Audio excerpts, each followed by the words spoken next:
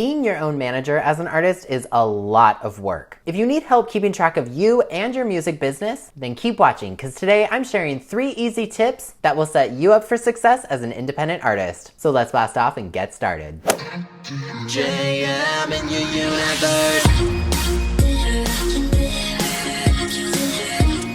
Konnichiwa friends, I'm Jonathan Miller and welcome back to Jonathan Miller Music, where we help each other become better artists. I make pop music and every Wednesday on this channel I'm helping others take their music to level 2. If that sounds good, consider subscribing and ringing the notification bell, maybe giving this video a like and sharing it with a friend. My goal is to hit 10,000 subscribers by the end of this year, so please hit that subscribe button and help the old algorithm.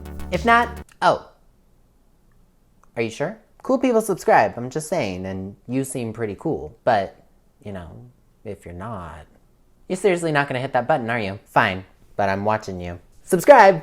Alright, so let's talk about managing your career as an artist. Whoever said being a musician was easy, lied. There is so much you have to remember, keep track of, and coordinate. It gets to be overwhelming and just a lot very easily. So I wanna share some of my tricks of the trade that will make your life a little bit easier. Tip number 1, understand what a music manager actually is. First of all, in case you're just starting out, let's discuss what a music manager actually does, because a lot of people get confused on that. A music manager is a business professional that represents music artists, groups, or bands in business deals and promoting their clients' careers. Many managers have a variety of acts that they manage and do a variety of tasks. This includes things like negotiating contracts, scheduling appearances, concerts, and tours, discussing career strategies, handling conflicts between bandmates or other people, advocating for their clients' health, and enforcing terms of a contract. Basically, managers do a lot, which is why they can be also very expensive to hire out, which is why many artists opt to manage their own careers up to a certain point, like myself. A lot of people get confused and think that a manager does what a producer does, about like music oversight in the studio. And while yes, music managers and producers often mentor their artists in similar ways, they are very different professions. So as long as you know that those two things are very different, it will save you a lot of confusion in your head as to what it is you're doing. Tip number 2,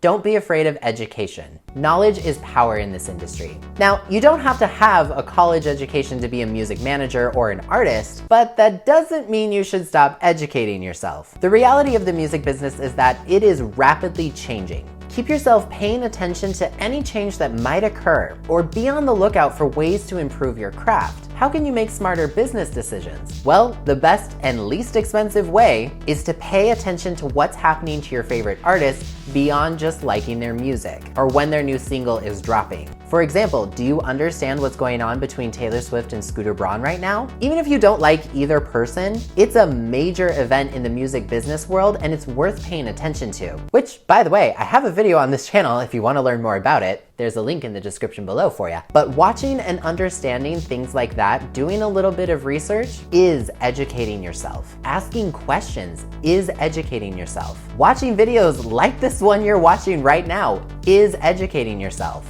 Believe me, there are plenty of musicians out there who refuse to seek out the answers that they need, and then their careers never go anywhere. So keep an eye on current events and see what you can kind of pull from them to help improve your music business dealings. And tip number 3, work in seasons. I really wanted to put use a calendar on this list, but that is just so basic and every video mentions it. So while you're absolutely going to need a calendar in order to manage yourself as an artist, I want to be a little bit more broad than that so that we can see the entire picture a little bit clearer. Working in seasons is something that I've definitely talked about in videos past, but it is so worth bringing up again because it is by far the best tool that I have ever learned about managing my own career as an artist. So working in seasons doesn't mean, okay, it's fall now, I'm gonna do music, hey, goodbye everything else. It means setting up a working system for yourself that functions best for you, AKA working in your seasons. So everyone's seasons are gonna be a little bit different. It does require a bit of self-understanding and learning when your artistic side flourishes versus the business side of your brain. For example, I am most creatively inspired from about August to December. That time period is usually when I know for myself that my hand needs to be writing music. My birthday is also in the fall, and I think something about that turning of the clock provokes my inspiration as I get older and more enlightened. I also know that my,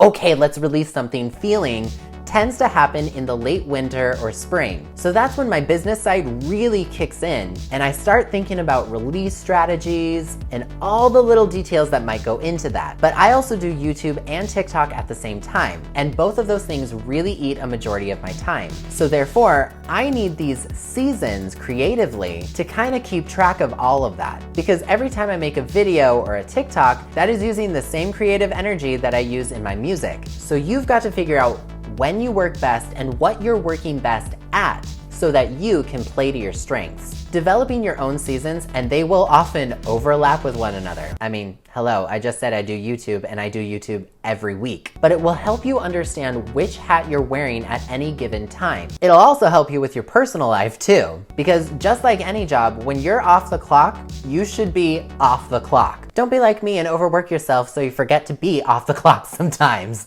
This is where a schedule or a calendar will help you greatly. If you're focused on your education or focused on your next album, then working in those seasons and finding the system of seasons that works best for you will drastically help you out. One last bonus tip I just want to briefly mention today: discovering ways to automate your business will also help you tremendously. What can you do to keep something working for you in the background while you're away from your computer or doing something else? Whether this is an automated email system or setting up your YouTube video with the best SEO possible so that it kind of acts like an employee to do its job, which is getting you views or ad revenue. Whatever it is, automation is going to be your best friend because then it helps you not manage every single thing all at the same time. Remember, you are just one person. So remember to try to automate things as best and as often as you can, and then being your own manager will be much easier. So those are some tips on managing your career as an artist. Question of the video: what do you struggle with most as an artist? Leave me a comment below letting me know. If you want to check out my new single or music video for my song I Heard You Hate My Voice, there's a music video and a Spotify link in the description below so you can check that out. Make sure you follow me on Spotify as well. And if you like me and you like what I do, consider joining me on Patreon like Meg here and all these fantastic people to get all sorts of fun rewards, including access to my YouTube calendar to see what's coming to the channel. But as always, if you enjoyed this video, please leave a like on it and subscribe if you're new. I put out new videos every single Wednesday. Once again, I'm Jonathan Miller, and I will see you next time. See you later. I am a machine, not a robot, not a operation electronically. My messages are magnetic.